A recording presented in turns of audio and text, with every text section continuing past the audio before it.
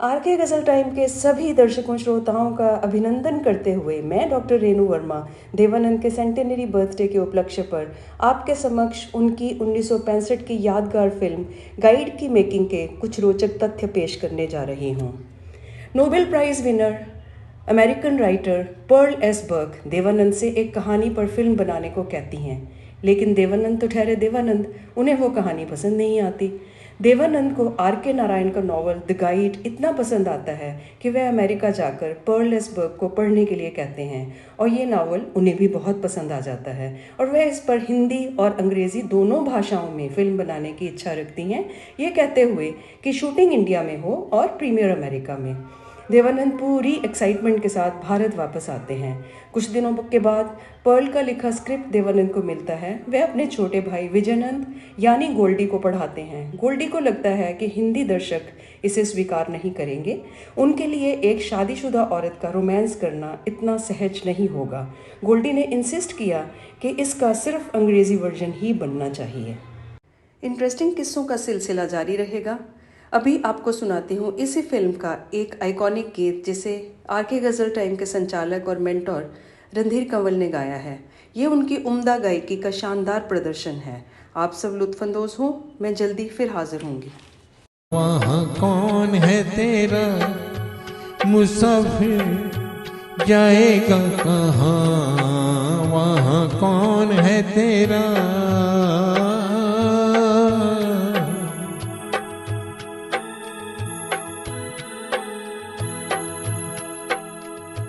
कोई भी तेरी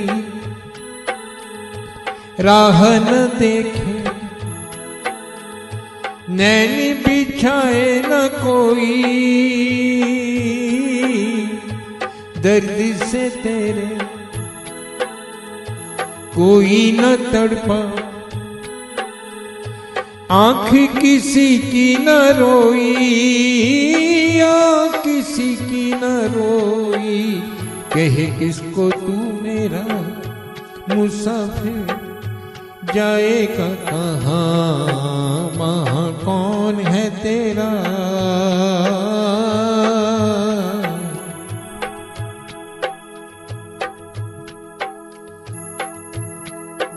हो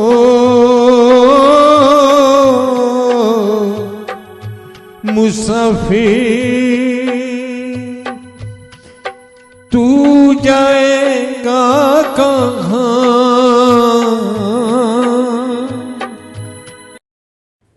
देवानंद तो फिर देवानंद थे। उन्होंने तो कास्टिंग के बारे में सोचना शुरू कर दिया। हीरोइन के लिए वहीदा रहमान के नाम पर स्टैंप लग जाती है।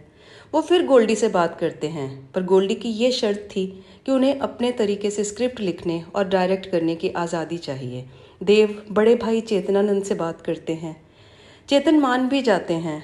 तभी चेतन, जो कि हकीकत के लिए डिफेंस मिनिस्ट्री की परमिशन का इंतज़ार कर रहे होते हैं, उन्हें लेटर मिल जाता है कि 1 महीने के अंदर शूटिंग कर लें। देव को फिर चिंता हो जाती है। कैमरामैन फली मिस्त्री के कहने पर देव गोल्डी की शर्तें मानने को तैयार हो जाते हैं। गोल्डी गाइड की अलग पटकथा लिखते हैं। गोल्डी फिल्म शूटिंग के साथ गानों की शूटिंग भी करते हैं, क्योंकि गाने उनकी स्क्रिप्ट का अभिन्न अंग थे। सचिन दा के कहने पर गीतकार के लिए शैलेंद्र का चुनाव होता है। अगले दिन ही शैलेंद्र गीत लिख लाते हैं, दिन ढल जाए हाय रात ना जाए। फिर रोज़ी के लिए गीत लिखा जाता है, आज फिर जीने की तमन्ना है, आज फिर मरने का इरादा है। पर शैलेंद्र कई दिन तक आगे नहीं लिखते। उनका कहना था कि आज फिर मरने का इरादा है, इसके बाद मुझे कुछ समझ ही नहीं आ रहा। गोल्डी सुझाते हैं कि इसकी कोई वजह ही लिख डालिए। वह उसी समय लिख देते हैं, कांटों से खींच के ये आंचल, तोड़ के बंधन बांधी पायल, कोई ना रोको दिल की उड़ान को, दिल वो चला। एक हिंदुस्तानी शादीशुदा औरत पहली बार आज़ादी से जीने का ऐलान करती है।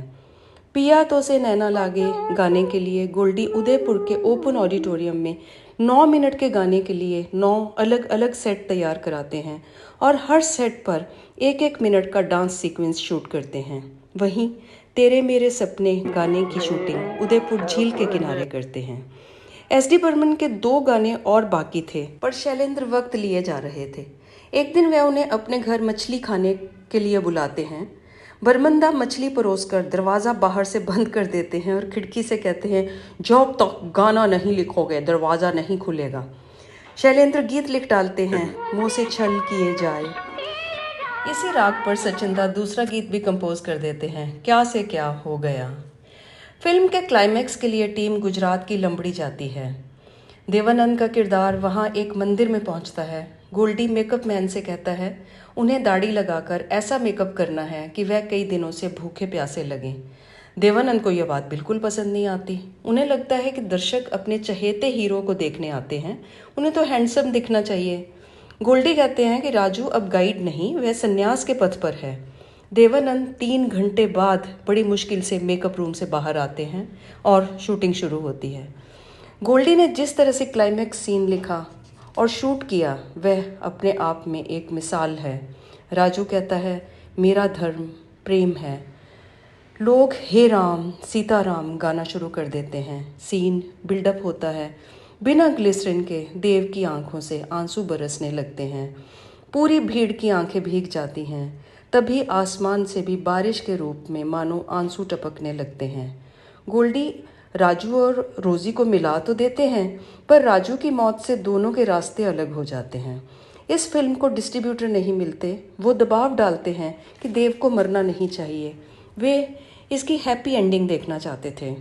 गोल्डी कहते हैं कि राजू के कैरेक्टर को सांसारिक जीवन में वापस नहीं लाया जा सकता। आखिर में गोल्डी के आत्मविश्वास की जीत होती है और गाइड सुपरहिट होती है। 7 फिल्म फेयर अवार्ड्स मिलते हैं इसे। परंतु इतने सुपरहिट सॉन्ग्स के लिए बर्मन दा को नॉमिनेट भी नहीं किया जाता है। लेकिन श्रोताओं ने बर्मन दा के संगीत को ऐसा पुरस्कार दिया कि वे आज भी उतने ही पॉपुलर हैं। हिंदी सिनेमा में गाइड एक सर्वोत्तम फिल्म है। इसकी उपलब्धि आश्चर्यजनक है। देवानंद साहब और गोल्डी की अद्भुत सोच और उस वक्त के तमाम कलाकारों की मेहनत आज की जनरेशन तक पहुंचाई जाए, हमने ये विनम्र प्रयास किया है। आशा है आपको पसंद आया होगा। धन्यवाद। कौन है तेरा मुसाफिर, जाएगा कहाँ, दम ले ले दम ले ले दम ले ले, घड़ी भर ये छैया पाएगा कहाँ, वहाँ कौन है तेरा